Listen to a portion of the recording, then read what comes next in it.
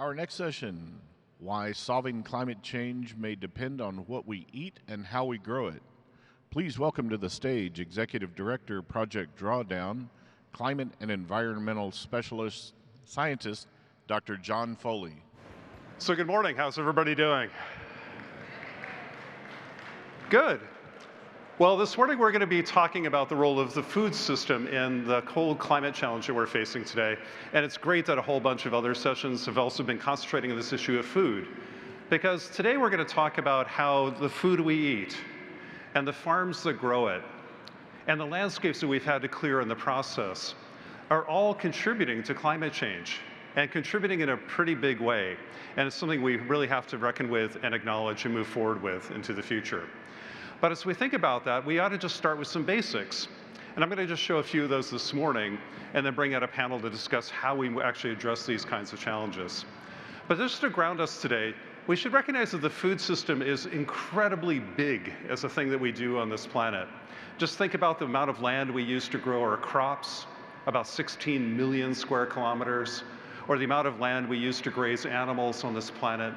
Together, they occupy about 40% of all the land on Earth, which is absolutely incredible. And most of that land is used for grazing animals or raising the feed that we give them. So to first order, this planet is farmed and mostly for animal agriculture. We have to think about that as we look forward. And this also has implications for climate change because not only is the food system big, their climate change greenhouse gas emissions are also really big. They represent directly about 22% of global emissions, roughly the same as electricity or industry or other sectors that get far, far more attention than the food system. And if we zoom in to kind of figure out where those emissions come from, they're sometimes a little bit surprising because they really boil down to about four big things. Deforestation being the largest of all, about 11% of greenhouse gases in the world come from deforestation. That's more than the entire United States. The US emissions are at 10.5%. Deforestation's even bigger, and yet we don't talk about that enough. We also have, of course, methane emissions from livestock at about 5%. We all joke about what cows do, but this is actually a big deal in producing methane around the planet. We also, of course, have industrial farming methods, the use of fertilizers tilling our fields, and the releases of nitrous oxide and CO2 out of industrially farmed soils, something else we have to think about. We also have methane from the rice cultivation on our planet, about 2% of global emissions, which is more than all the world's aviation. So when we put it together, we basically have these four big categories that contribute most of the emissions from the food system. Deforestation, mainly for cattle, animal feed and palm oil, methane from livestock, industrial farming of our soils, and methane from rice. That's the first 22% of all the emissions coming from food, all that. But then, of course, the larger food system, cooking food, refrigerating food, packaging it, transporting it, also emits greenhouse gases. And so when you look at the larger food system, including these indirect emissions, it rises to closer to 33 to 34%. Isn't it amazing that food directly is a quarter of the climate problem, and maybe indirectly adding that too is about a third? And yet we don't talk about it nearly as much as we do the other sectors contributing to climate change. But that needs to stop, and it needs to stop now. So what do we need to do to solve this problem? Well, today in our panel, we're going to talk about a lot of different solutions, but here are some of the basics we might start with. First, of course, we need to cut the emissions that caused the problem in the first place. We can do that by making the food system more efficient and addressing things like food waste and loss, for example, knowing that 30 to 40% of all the food in the world is never eaten, and that contributes a lot to the emissions we see today. We also have to think about the emissions of the different kinds of foods we eat and how changing our diets might be very important, especially when we consider how meat products in particular, and especially beef, are some of the highest emitting substances that you and I will ever encounter in our lives. So changing diets, even a little bit, can make a big difference too, along with addressing food waste. But we also need to protect ecosystems, especially forests, from being cleared and causing deforestation. And we know what drives this deforestation, whether it's cattle or animal feed or palm oil. We can look at these kind of major drivers of deforestation and see how we can stop that as well. We can also improve farming methods using fertilizers, using our cropping and pasture practices more intelligently. For example, all these areas in tan and red are places where we can massively lower fertilizer use without compromising yields, dramatically reducing nitrous oxide emissions, a major contributor to climate change.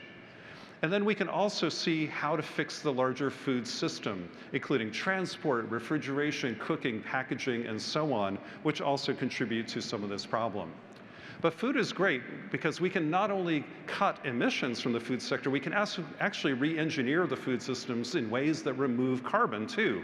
And that gets people very excited because we can maybe give up some land that we're currently using for agriculture, if we're more efficient, and rewild those lands, put them back into forest or grasslands or savannas, and let nature do its thing and sequester some carbon there. And of course, using our working lands to be better at sequestering carbon in the soil through practices like regenerative agriculture, which is also a way of tucking some carbon away. So today we're going to talk about these kinds of ways we can address climate change in the food system, whether it's cutting emissions by being more efficient, protecting forest, farming better, and fixing the larger food system, or removing carbon through rewilding, but also regenerative agriculture, and how this kind of portfolio of practices could be put together in different ways for different situations to address all of this problem.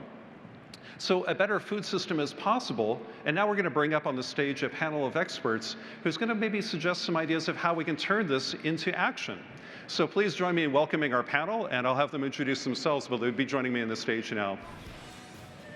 Okay, so rather than having me introduce everybody and try to read things or whatever, I'm going to just ask each panelist, starting with Christy, just to go through and tell us who you are, what you do, but also, what's the one kind of big idea in the food system that you're thinking about these days in terms of addressing the climate crisis? So, Christy, why don't we start with you?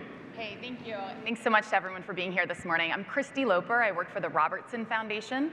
We're based here in New York City, and we're a family foundation focused on environment, medical research, and education. And the one big thing that I really think about a lot these days is how to get more funding into the food system, especially for climate philanthropy, to help transform our food systems to be more climate aligned. Very cool. So more philanthropy to help move the needle on this. Matthew. Hi, I'm Matthew Hayek. I'm an assistant professor in environmental studies. I got my PhD in environmental sciences, researching the interaction between Amazon forest ecosystems and the atmosphere. So I focus on emissions and mitigating emissions from the food space. And the biggest thing that I've been thinking about is the places that we can target for the least pain for the most ecosystem restoration in the food system. Great. Alex. Yeah. Hi, everyone. My name is Alexandria Coari. I am the VP of Capital Innovation and Global Initiatives at ReFed, an organization that is focused on accelerating solutions to food loss and waste as one of the top solutions to climate change. And one of the big things that I think a lot about and what our organization models as the solutions around food loss and waste is that I, just like everyone, can get kind of distracted by the really exciting new nut. But honestly, there's a lot of solutions that are already out there to the climate change, and so I think a lot about how do we support the non-sexy solutions to this climate change because we don't have a lot more time. So great. So we have a great panel here today to help us think through the kind of, the nuts and bolts of like, how do we do this? Where are the places in the food system that end up being maybe some of the most crucial? Alex, I'm going to start with you, if you don't mind, with some questions, because food loss and waste. I threw up a couple of numbers. You know them way better than I do, but it's huge. Like 30 to 40% of all the food in the world is never eaten. So, scratching my head is like, that means 30 to 40% of all the stuff we do to grow food, including emit greenhouse gases, wasn't even necessary. That seems like a low-hanging fruit, no pun intended. Tell us about how that could be, a major lever, maybe one of the biggest, in terms of addressing climate change, not only in the food sector, but like in the whole economy. Yeah, absolutely. It is ridiculous to think every time we go to the grocery store, you get 3 bags, and as you're walking to your car, you just drop one of the bags in the parking lot. It's absolutely ridiculous. But I will say it's not surprising that this is happening because honestly, our food system, I would argue, is not broken. It is doing exactly what it was designed to do. It is this take, make, discard model, linear, non-circular, and so it's really working efficiently. But I think that if we could go back in time, I would hope we wouldn't try to replicate the model that we unfortunately have created for ourselves. The reality is, though, that right now, as you said, we're wasting about a third of the food that we produce globally. That's costing us about $1 trillion every year to produce and store and then transport and to cook and then ultimately throw away that food that we're making. And that's contributing about 8% of global greenhouse gas emissions. At the same time, of course, we're dealing with this global issue around hunger and food insecurity. 700 to 800 million people around the globe are dealing with hunger and food insecurity. So there's this real juxtaposition. We don't have a food supply problem, we really have a food distribution and utility problem. And so that's what we spend a lot of time at our organization thinking about. And in terms of what can be done, the EPA, our organization, ReFed, for many years really focused on prevention of food loss and waste as the main bang for your buck solution to go after climate change mitigation. But what we're starting to find over the last recent years is that a focus on methane is really the way that we should be going, because methane, as you know rightfully, is about 80 times more potent than CO2, at least in the short term, in the 20-year time span that exists in the atmosphere. And so when we think about that, we might want to be focusing on solutions that are reducing the amount of methane in the climate. And those are things like organic waste recycling solutions like composting and anaerobic digestion. And so our organization recently, thanks to the help of the Global Methane Hub, were able to release some new methane emissions factors that showed that we are actually, in the US, contributing 4 million metric tons of methane, which is about 2/3 the amount of the aviation industry, 16% of the total amount of emissions of methane coming from the US.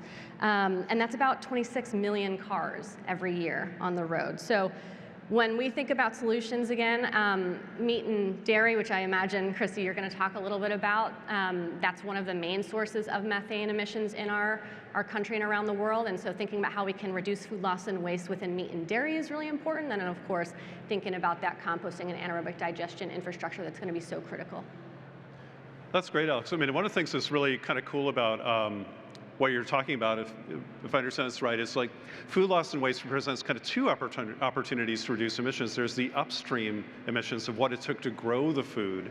So that's why meat and dairy are so important, because they're the biggest emitters by far per ounce or per calorie of anything that we eat. But then downstream, when we throw things into a landfill in this country, it also becomes a big methane source. So we kind of have two ends of the spectrum to kind of work on, the upstream and downstream emissions. And then, of course, all the subsequent emissions of food that was refrigerated, cooked, packaged, transported, then we didn't eat it even then, which is kind of ridiculous. So I don't know if people in this room know this, but food loss and waste recently has been estimated to be about 14% of global emissions, if you include everything in the food system. That's gigantic. Again, that's more than the US or the EU or something. And yet, we just kind of missed the boat on this time and time again. How can we get more strategic with those kind of interventions? You mentioned like food, like the right commodities, especially beef and dairy. Loss is a lot more important than like lettuce or something from a climate point of view, but also what becomes methane versus CO2. What are maybe just one quick takeaway of like a strategic lever that you think is really important here? Yeah, well, I think that business really has a large role to play in our food system, of course, with influencing up and down the supply chain. But the reality is when we're talking about food loss and waste, households are a major contributor also to food loss and waste, and of course methane emissions and CO2 emissions. So I think one of the other levers that are really important would be to consider how we can continue to educate and build awareness around the consumers and in the household, if what they can be doing. It doesn't, again, have to be super sexy technologies around smart bins and smart refrigerators. It can really be things like freezing your meat and using that a little bit longer. So there's a lot of low-tech solutions that also can be huge. So it's really clear like what we eat and when it gets thrown away is a big lever, but also just our diets in general, and the question of the animal part of our diets, which are a big part of the world's diets and the footprint of our agriculture worldwide. So Matthew, you think about this a lot, and there's of course this kind of different perspectives on how we think about animal agriculture in particular. One approach might be to like, hey, let's eat less of this stuff.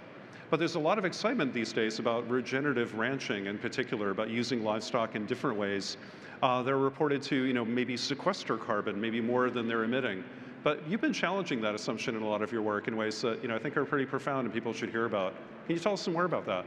Thanks, John. Yeah, something that has emerged from our research in the 6 years now that I've been researching this is less and better meat is really the way to go.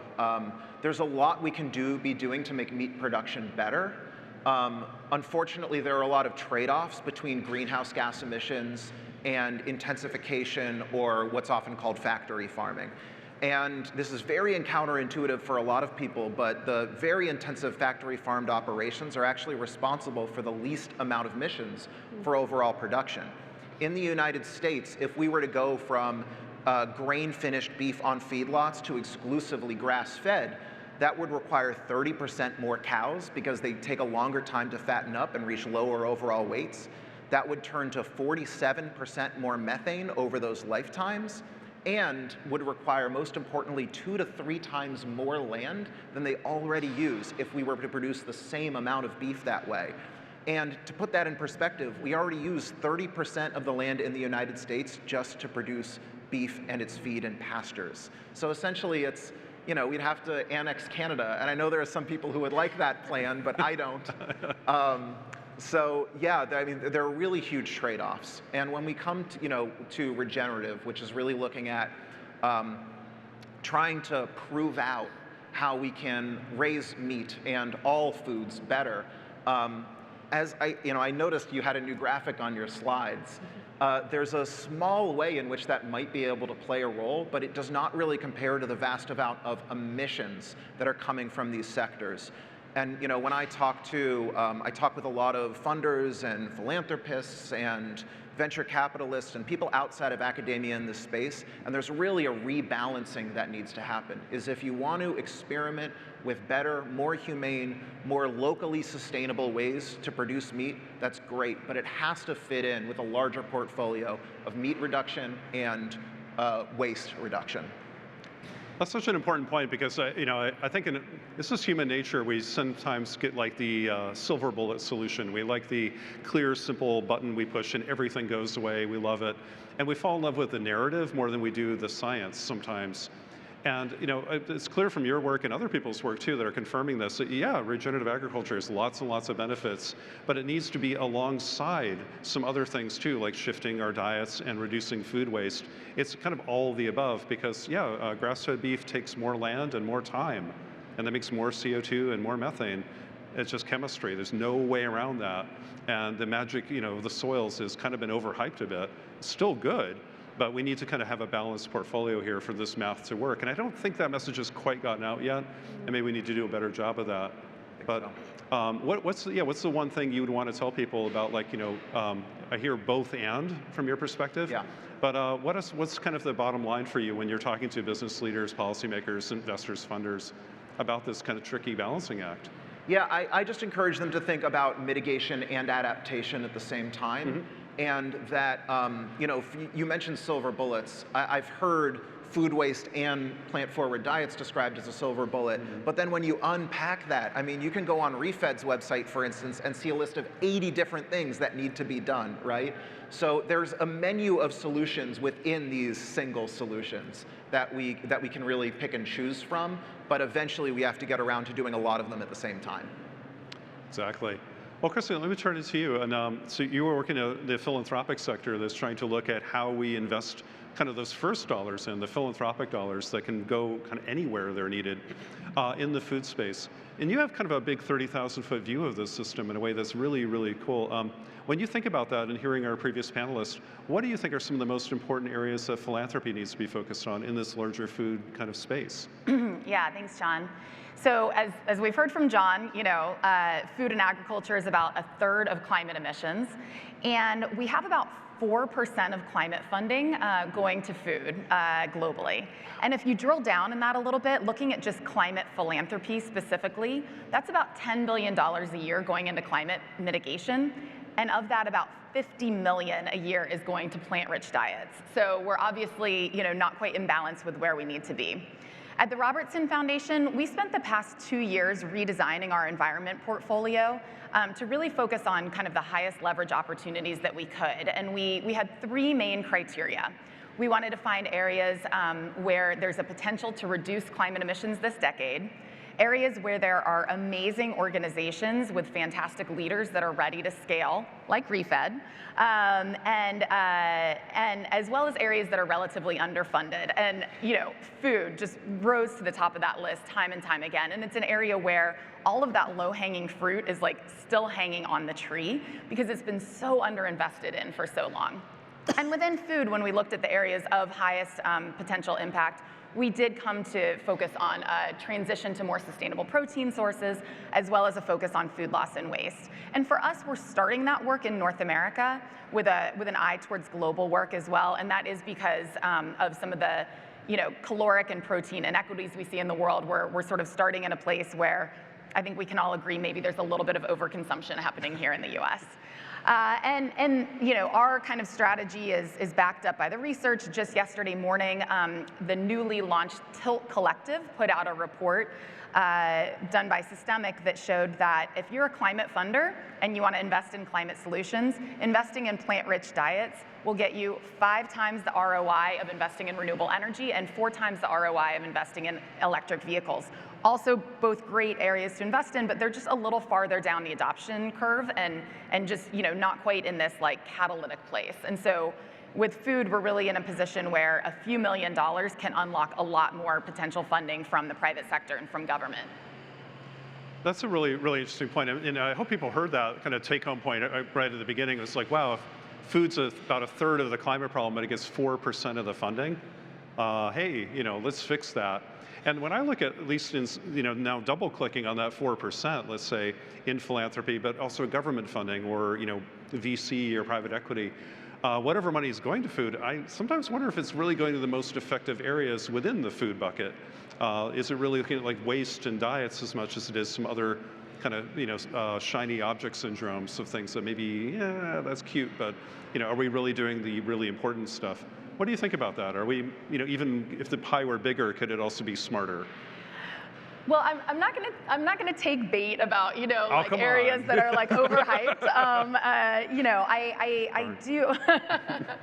I shared what we're investing in, and we do really feel like those are for us the right areas to invest in. But I think also what we need in philanthropy and within food systems more broadly is kind of more of a sense of a shared set of goals and more of a sense of how these areas are working together. So yes, regenerative ag is important, and for the cows that remain in our system, they should be raised regeneratively and humanely, but we know that we just can't support as many cows in that way, and so it does have to be paired with demand reduction. So, thinking through the math, I think we have to think about how these areas all work together, and if we can create a compelling picture of how all these verticals work together, I think we'll be able to attract more funding and have to make fewer of these tough choices.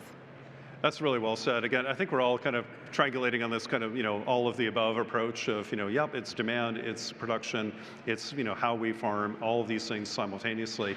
And instead of, it just happens again and again, and we kind of champion the one flag, like this is my, the solution. That just isn't the way it works. And at Project Drawdown, we know that really well. To address climate change overall, we're going to need like hundreds of things simultaneously, and that's also true in the food system. So be wary of silver bullets and anybody who's selling them to you, because it ain't going to work. Well, we got about 6 minutes left on our panel here. So I'd love to ask you, just kind of popcorning it out to whoever wants to jump in first.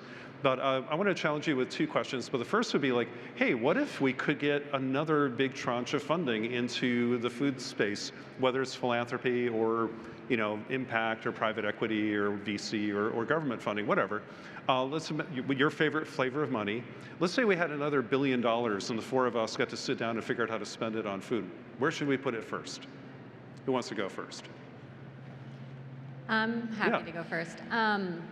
So as we've kind of talked a little bit about so far, landfills being the biggest source of methane, and the #1 material being in landfills being food, and the EPA released a report just last year saying, showing that food is at least contributing 60% of the emissions coming from landfill. I think if I could have $1 billion, I might consider investing that in public infrastructure again, around centralized composting and anaerobic digestion to create energy and keep some of that product from going into landfill. And even in sewer, which a lot of our data is showing that sewer is also contributing a large amount of methane as our landfills, especially, even if landfills are being capped, they're not being capped at the rate with which food is deteriorating.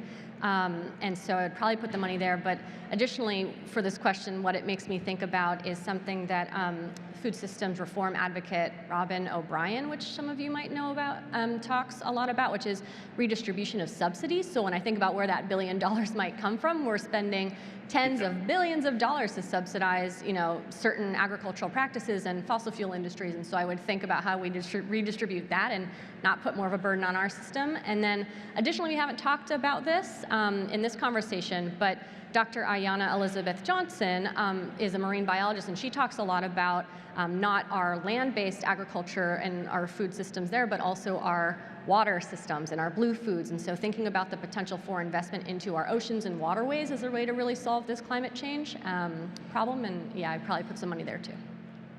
I can build off that just a little bit. I love all of those suggestions, and especially when it comes to the Blue Foods banner, making sure that we're investing things that are really low on the food pyramid rather than recreating the mistakes of factory farming out in the open ocean, I think is critical. On top of that, I think, pie in the sky plan, you mentioned subsidies, and the biggest pushback that I see around conversations with subsidies is the lack of political will and knowledge in that space of where our subsidies are primarily going, which is either for animal agriculture or for crops going directly into animal agriculture. The cost does not reflect the true cost.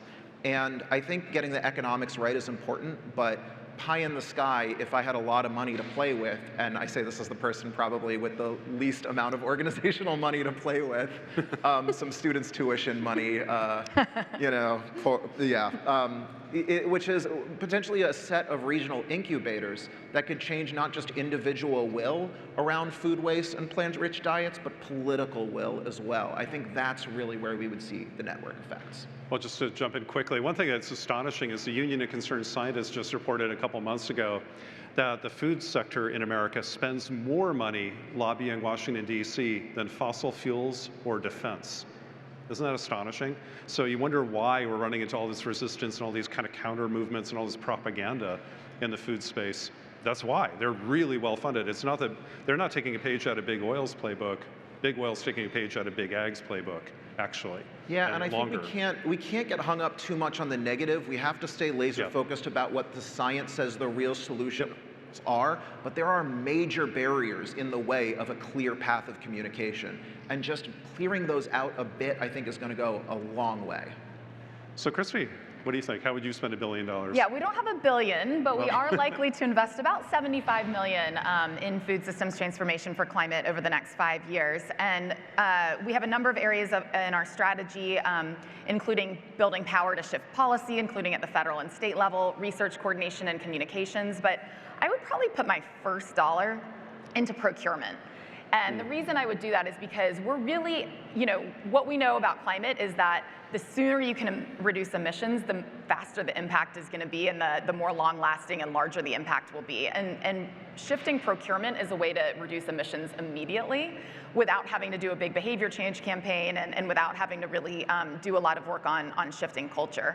And so that means universities, K through 12 schools, hospitals, and really making delicious and healthy plant-based foods more accessible and more appealing, and in some cases doing plant-based by default. So you can still get meat if you need it, but you have to check that special box on a form instead of assuming that everybody wants to eat meat all the time. Okay, we have exactly 1 minute left. It says, please wrap up. So we will. But I'm going to give our last word to the panel to maybe like a one-word answer of or a very three-word answer of what would you like this room to take away from this and do next to address the emissions in food. Alex, let's go this way again. Act now, invest in existing solutions, I would say. Great. Pull in friends and family. Vote. Wow, they're really good at this. So we still have 20 seconds left. All right, well, let's thank our panel today for some thought-provoking conversations around food. And thank you all so much. And I think we can call it a day. Thank you. Cheers.